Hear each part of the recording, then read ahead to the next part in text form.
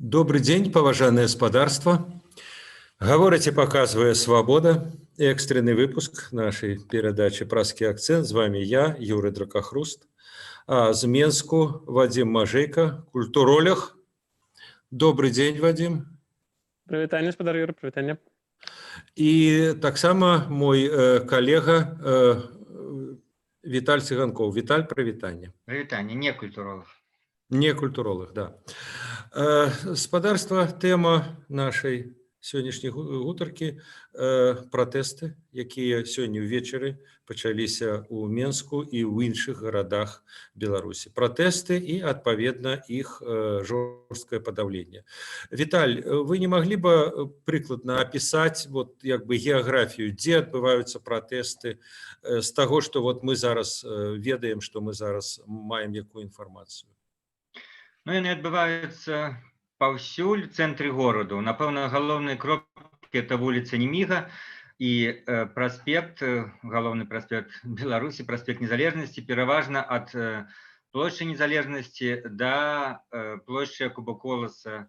Затрыманні адбываліся нашага карэспандэнта Алеся Пілецкага, які вёў адтуль рэпартаж якраз каля цырка, то бок на праспекце Незалежнасці, в раёне плошчы Перамогі, в раёне цырка.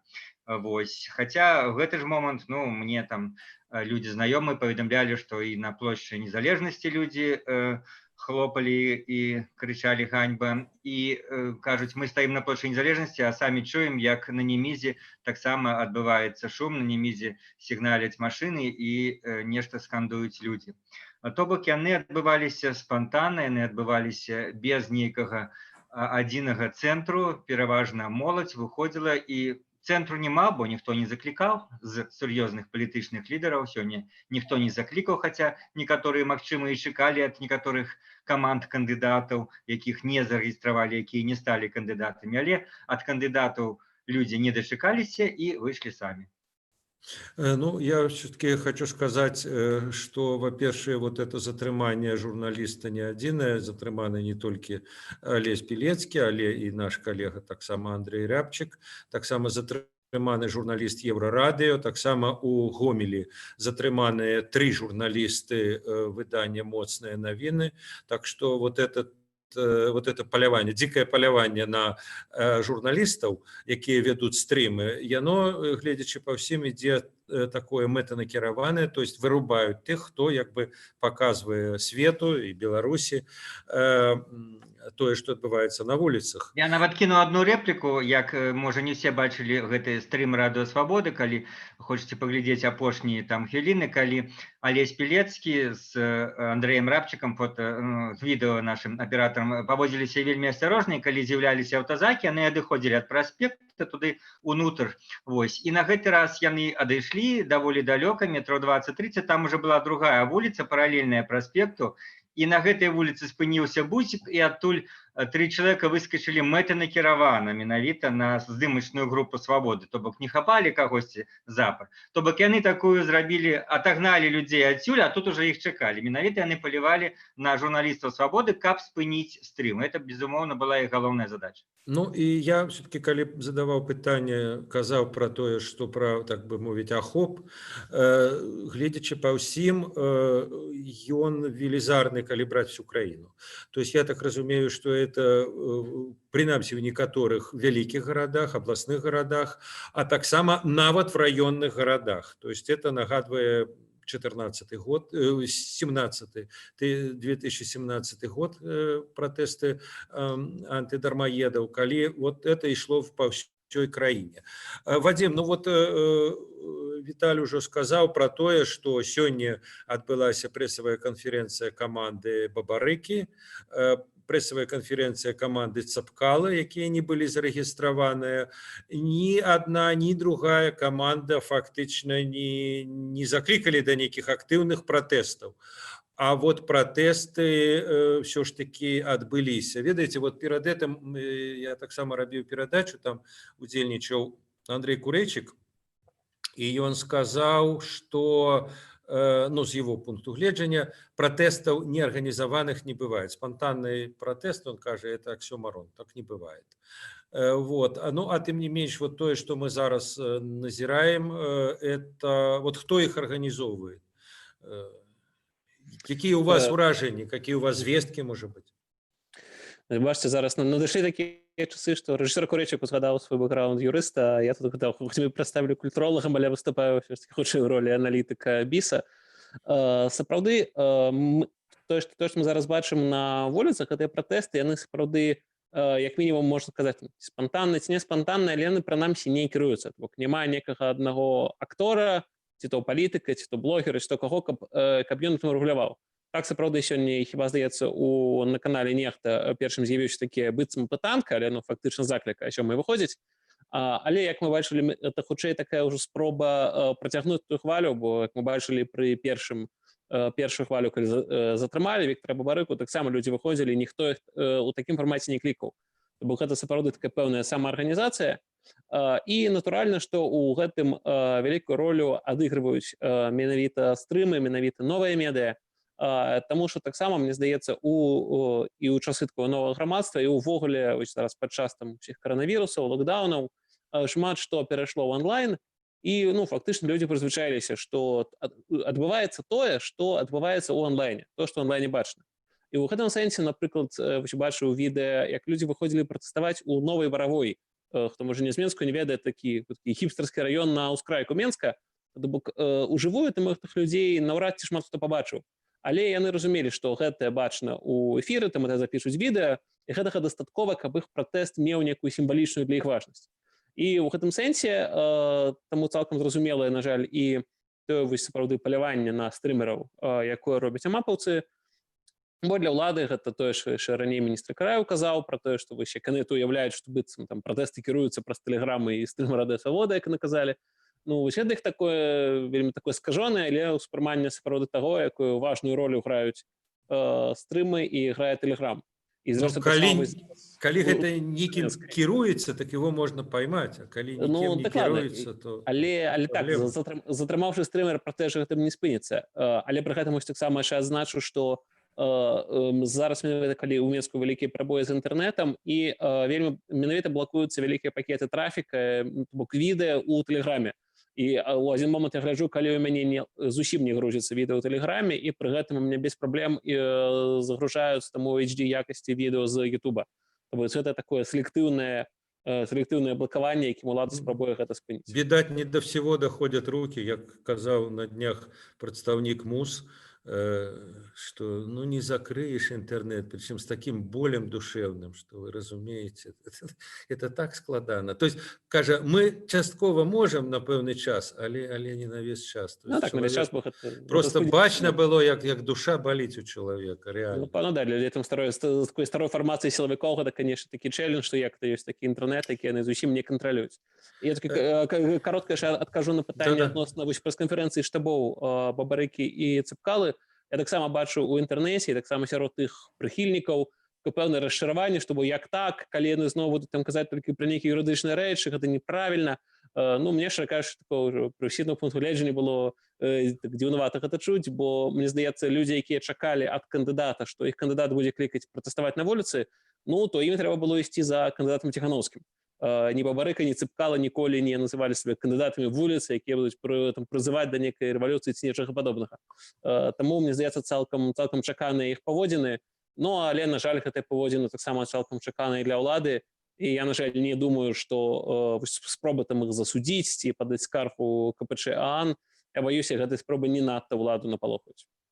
Виталь, вы уже начали говорить про характер протесту, а вот что люди робят? Вот вы сказали, что люди скандируют, люди пляскают уладки, як еще з 11-го году это пошло маўклівыя протесты. А что еще яны спрабуюць як бы куда-то неяк перасоўвацца? Это ізноў протест вот таких ланцугами, ці гэта такие мини-митинги? Перасоўвацца самае, напэўна, смешнае, як людзі перасоўваюцца, то калі з'яўляюцца аўтазакі, яны хутка ад іх перасоўваюцца і паўтараюць тактыку ганконгскіх, так сказаць, пратэстоўцаў. Ну, конечно, там все больш жорстка было і ёсць. Ну, калі з'явіліся паліцыя, трэба, так сказать, рассредоточиваться, кудысьці уцекаць, толькі яна адышла, зноў туды з'яўляцца. І вось, в прынцыпе, я бачыў падчас гэтых стрымаў, ну, сапраўды ўжо навучаныя гэтыя маладыя людзі, якія кажуць, мы на мосце не стаім, на мосце прасвіслаць каля таго ж цырку, паколькі на мосце там вельмі лёгка схапіць, і вот некалькі чалавек схапіла, а мы ўжо не паўтараем гэтых памылках. Яны з'яўляюцца, мы уцекаем, яны ад'язджаюць, мы зноў з'яўляемся. Таксама сярод формаў было сёння два розных, ну, скажем, таких велопрабега. Адзін вот в эфире Еврорадио корреспондент Павел Свердлов ехал, по-моему, с Партизанского проспекта до самого цэнтру, праспекту Незалежнасці, другі быў трошкі з іншого района, таксама прыехалі ў цэнтр. Ну вось людзі шукаюць самыя розныя спосабы адначасова, абсалютна законныя і легальныя, якія ні ў якай іншай краіне не падпадалі пад нейкую палітычную актыўнасць, хадзіць, ездзіць на роварах, хлопаць, але якія в Беларусі таксама на сёння ўжо з'яўляюцца нейкімі крамольнымі.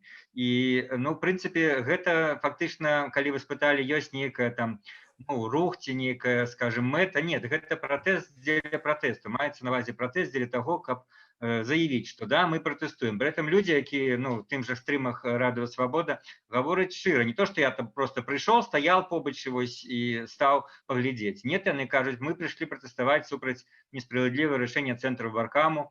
В гэтым сэнсе гэтыя людзі не хаваюцца. Просто яны разумеюць, што нават взяць в руки плакат ці взяць в руки сцяг, гэта ўжо будзе адназначнае затрыманне. А яны стаяць так, ну, по магчымасці пратэстуюць, але пры этом по магчымасці стараюцца не трапіцца ў руки міліцыі. Вот министр Караев сегодня сказал, любые провокации будут спыняться. Вадим, ну, ізноў жа мы з вами як бы робім экспрэс-аналіз, мы яшчэ не ведаем пачатковыя вынікі, але вот па тым, што мы ведаем, што мы бачым, вот как бы інтэнсіўнасць рэпрэсій, брутальнасць рэпрэсій, яна большая, скажем, чым калі вот там 18-19 мінулага месяца затрымлівалі, ці меншая, то есть яны вот як бы подчищают, спрабуюць зачистить усё, ці дзейнічаюць яны, як скажем, ну, у снежні 2010 году, калі просто вот этыя шыхты просто змяталі маніфестантаў. Як яны дзейнічаюць зараз?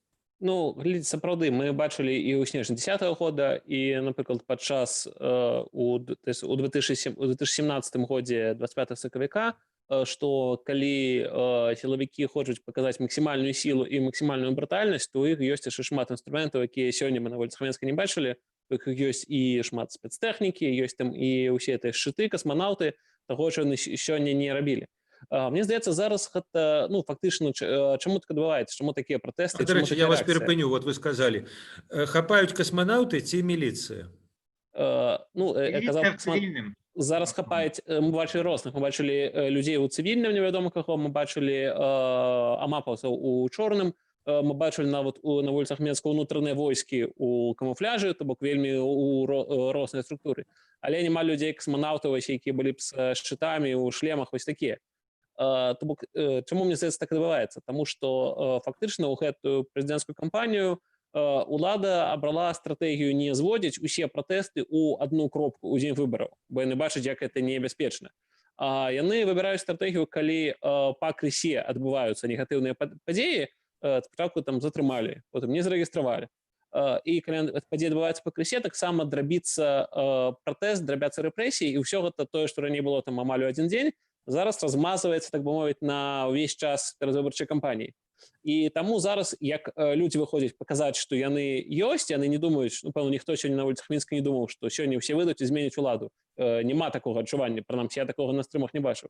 То таксама і улада, яна не спрабуе паказаць, што, вось, глядзіце, мы зараз усё задушым, бо калі б такога імкнуліся, то маглі б значна болей сілы ўжываць. З таго, што я бачыў, мне здаецца, улада таксама спрабуе паказаць людзям вось тое, што казаў Караеў, што яны будуць, там, як яны кажуць, пресекаць правакацыі, што яны плануюць паказаць людзям, што гэта не ёсць бяспечна хадзіць па цэнтры Менска з пратэснымі настроямі, як, напрыклад, было ў вечар затрымання Бабарыкі, калі значна менш было потым затрыманняў на праспекце, фактычна адзінкавыя. Сёння, думаю, гэта будуць дзесяткі, а па краіне то можа і сотні, паглядзім, все ж адбываецца наўпрост. Але фактычна гэта таксама такі вось пэўны такі, так назваць, проксі рэпрэсій, калі там не блокуюць не весь інтэрнэт, а толькі відэа ў тэлеграме, калі не выцісняюць там усіх людзей шахтамі ОМОНа, а толькі ў пэўным месцы пэўных не кропкава затрымліваюць. Вось прынамсі з таго, што бачыў, мне так здаецца. Віталій, з той інфармацыі, якая ёсць, вот кандыдаты ці былыя прэтэндэнты, я маю на ўвазе Дмітрыеў, Чэрачань, Канапацкая, Тихановская, магчыма, Цыпкала, вот они не были заўважаны на этой акции? Ну, не былі з той інфармацыі, якая ёсць, сапраўды гэтага няма, але я, можа, хацеў бы вярнуцца, раз Вадзім ужо пракаментаваў, скажем, сённяшнюю прэс-канферэнцыю каманды Бабарыкі і сказаў, што ему не вельмі зразумела некаторыя крытычныя заўвагі ці выпады. Мне не зразумела, мне проста дзіўна, чаму людзі чакалі іншага в гэтым сэнсе. Я б сказаў так, што все-таки, па-першае, палітыкі яны маюць здольнасць мяняцца і павінны мяняцца в адпаведнай сітуацыі, і мы гэта назіралі на прыкладзе самога Віктора Бабарыкі і на прыкладзе таго ж Цыпкалы. Мы бачылі, калі яны выходзілі в кампанію, аб'явілі, наколькі яны былі мягкія, пухнатыя, ласкавыя, ціхія і не заяўлялі нічога рэзкага. Праваядныя. Рэпрэсіяў няма, фальсіфікацыяў няма і гэтак далей. І мы бачым, як з кожным разам, в залежнасці ад сітуацыі, ад таго дзеяння ўлады, но, скажем, рыторыка Бабарыкі адназначна палітычная ўзмацнялася, а рыторыка Цыпкалы стала больш з'едлівая і больш такая, асабістыя нападкі на Лукашэнкі там прэваліравалі. І цяпер, калі Бабарыка за кратамі, у мяне ёсць уражанне, што ягоны штаб, ён страціў нейкую дынаміку. Яны мелі нейкі загадзя запланаваныя дзеянні, і яны па іх ідуць, хаця все ўжо змянілася. Уже, магчыма, трэба і не баяцца да чагосьці заклікаць больш сур'ёзнага, а не гаварыць на тое, што мы напішам, нам трэба 1 000 000 скаргаў. Ну, кто не разумее, куды это? Вы пишите спортлото. Если вы не отзоветесь, мы напишем спортлото, сказал Высоцкий. Это те же самые 1 000 000 скаргов ни до чего не приведут. Это просто некое размазывание, скидывание потенциального потенциалу, активного политического, громадянского потенциала людей, которые чекают, хотя бы не закликов, но некого больше активного плана дзеянню, а не 1 000 000 скаргов. Я б сказаў, людзі, грамадства, яны радыкалізуюцца значна хутчэй, чым палітыкі, чым штабы, чым кандыдаты. Сегодня довольно радикально выступил Дмитриев, это, я думаю, и все забудут, что политичные активисты так маюць на его зубы, скажем, за некие речи его не любят, а звычайный, широкий массовый выборщик, он не ведае, кто такой Дмитриев, и он убачыць сегодняшний выступ, и он может цалком, скажем, не то, что там полюбить, но воспринять Дмитриева... Там такие еще две детали, что ему стала пляскать у ладки Тихановская, а потом она вышла, и когда ее там пытались, а что вы хотели сказать? А вот что Дмитриев сказал, что Андрей сказал, то и я хотел сказать. Да, и покольки, он больше подрыхтаваны политик, чем она, але вышла, атрымала свой пашпорт, билет Ганна Канапацкая, сказала, дякую за то, что меня зарегистрировали, я сподеюсь, что это будут честные, сумленные выборы. А Дмитриев вышел, сказал, что все не так, Лукашенко тягне краіну до катастрофы. И я маю на увазе, что, калі самый популярный видовочный кандидат, его штаб, не здольны, гэта неяк радыкалізацыю і гатоўнасць, скажем, шырокіх народных слоёў да нейкіх больш актыўных дзеянняў, неяк падтрымаць і ухваліць, то, напэўна, это можа зрабіць, калі не пабаіцца нейкі іншы кандыдат. Это цяжка сказаць. Вадим, і это пытанне як бы у спрэчку з Віталём, магчыма, і як бы працяг пра будучыню. Як бы пратэст спантанны пакуль фактычна людзі робяць тое, да чаго іх ніякія палітыкі не заклікаюць. І так будзе і далей, і як доўга? Вось мы побачылі ўжо сёння ўвечары, я бачыў пост Дмітрыева, які анансаваў, што заўтра ўвечары ён будзе пройдзецца па праспекце ад Адны плошчы да галоўпаштамта, будзе адсылаць паштоўкі палітзняволеным. Фактычна таксама, я думаю, шмат хто это ўспрыме як заклік да некай акцыі ў гэты час. Это фактычна тое, пра што вось Віталь зараз сказаў, пра такія спробы неяк так, ну, фактычна такое дрэннае слова скарыстацца, але неяк так ці прыяднацца да гэтай хвалі. Але мне здаецца, безумоўна, палітыкі так ці інакш будуць да гэтага адносіцца і будуць думаць, як з гэтым узаемадзейнічаць, што ім рабіць, якім рабіць стратэгіі. Але адносна грамадства мы бачым, што, ну, умоўна кажучы, каб людзі там прыкладна таксама звяртацца, калі да таго, што гэты працэс дэцэнтралізаваны, людзі не з'язджаюцца ў Менск пратэставаць, і яны выходзяць на гэтай ланцугі салідарнасці, ці як то заўгодна можна назваць, ва ўсіх гарадах, у мястэчках, і відавочна, што там у нейкім маленькім горадзе людзі не будуць выходзіць на чале з нейкім палітыкам, іх там не будзе. То бок людзі выходзяць у розных месцах, і так яны там глядзяць стрымы, яны чытаюць навіны, але добрае пытанне, ці ўсім з іх для гэтага патрэбны палітык. То бок людзі будуць выходзіць, і мне здаецца, шмат у чым гэтыя працэсы будуць паралельна, ну, тым ліку таму, што большасць тых палітыкаў, якія такія, можна сказаць, аматары узначальваць такія хвалі пратэстаў, так яны ўжо збольшага і затрыманыя. Віталь, і ваш прагноз? Прагноз. Ну, канешне, гэта, ну, паколькі мы бачым, сапраўды, як уже гэта не раз ужываюць такую метафору размазвання, вось, асцярожнае размазванне ўладай сваіх нават рэпрэсіяў, не то каб адзін раз ударыць і ўсё закрыць, паколькі да выбараў яшчэ далёка, то, адпаведна, і актыўнасці не будзе, скажем, згортвацца адразу. Яна, напэўна, заўтра, паслязаўтра зноў людзі выйдуць, вось, ну, гэты, скажем, даволі, ну, спакойныя памяркованыя затрыманні, ну, кагосьці штраф дадуць, кагосьці выпусцяць, кагосьці, можа, на суткі пасадзяць, навряд ці спыняць цих людзей. Іншая справа, што мы бачылі, як сапраўды тады было ў чэрвені, дзень, два, тры ланцугі салідарнасці, а потым яны сышлі на нават не за рэпрэсіяў такіх жорсткіх уладаў, яны былі таксама даволі па беларускіх мерках спакойныя на той момант. Вось. Але з-за таго, што проста не было ніякага, ну, перспектывы нейкай. Палітычныя лідары не сказалі, давайте выходзіць кожны дзень, давайте это працягваць. І зноў-такі людзі выйшлі, ну, один раз, два разы прадэманстравалі, і потым, ну, як бы, а навошта далей. Так і тут это паўстане пытанне, пакуль палітычныя лідары, хто сидзіць, хто баіцца, хто па нейкіх прычынах не жадае ні да чаго заклікаць, нават да мірнага пратэсту, то людзі выходзяць самі, але вот калі такая сітуацыя, калі няма ні лідара, ні мэты, то яна таксама наврад ці можа спрыяць такому доўгатэрміноваму пратэсту. 2-3 дні, і потым будзе в той ці іншы бок пералом. Ну, альбо затуханне, альбо нарастанне снежнага кома. Добра, дзякуй вялікі Віталь, дзякуй вялікі Вадзім. Я нагадаю, з намі былі палітычны аглядальнік Свабоды Віталь Цыганкоў і супрацоўнік Беларускага інстытуту стратэгічных даследаванняў, палітычны аналітык, культуролог Вадзім Мажэйка. І я, Юры Дракахруст. Да новых сустрэчаў. Да пабачэння. Шчасліва.